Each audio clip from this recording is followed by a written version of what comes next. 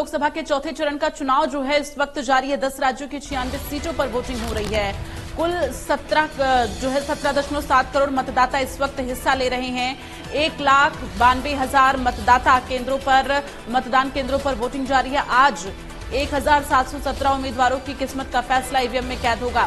तो ये बड़ी जानकारी आपको दे रहे हैं। आपको बता दें, देश में इस वक्त लोकसभा चुनाव के चौथे चरण में तमाम जो दिग्गज हैं चुनावी मैदान में है और इसके साथ ही 10 राज्यों की 96 सीटों पर वोटिंग जारी है और मतदाताओं में काफी उत्साह देखा जा रहा है। सुबह सवेरे मतदाता जो है बढ़ चढ़कर पोलिंग बूथों पर पहुंच रहे हैं अपने मताधिकार का प्रयोग करने के लिए। 1,92,000 मतदान केंद्रों पर इस वक्त वोटिंग जारी है। तो सुबह 7 बजे से वोटिंग प्रक्रिया शुरू हुई है जो कि शाम 6 बजे तक चलेगी। तो शाम 6 बजे तक मतदाता अपने मताधिकार का प्रयोग कर सकेंगे।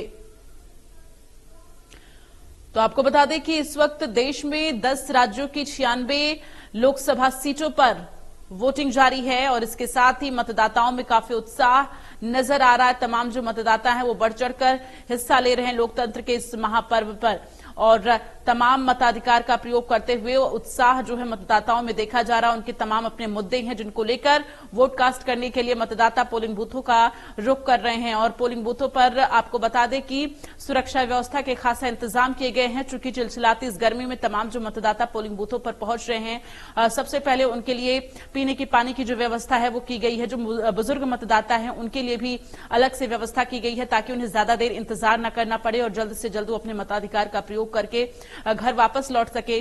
तो इस तरह से तमाम जो है सुरक्षा व्यवस्थाएं की गई हैं।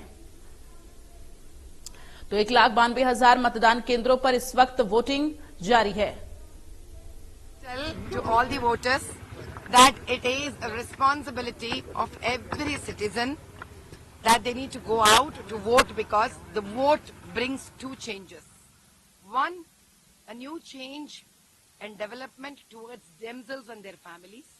And other one is it gives an opportunity to change the lives of downtrodden, the lives of Dalits, the lives of poor, and the lives of those every old-aged individuals, people who have been abandoned. So the vote is the most, I would say, precious social work, along with a selfish desire to move on towards the development. So I would say, you may not have money, but if you have vote, then you have contributed to the nation to go towards Vikasat Bharat. And the best thing that all of you have to understand is, सबका साथ में ही विकास है, अलग अलग जीने में विकास नहीं है।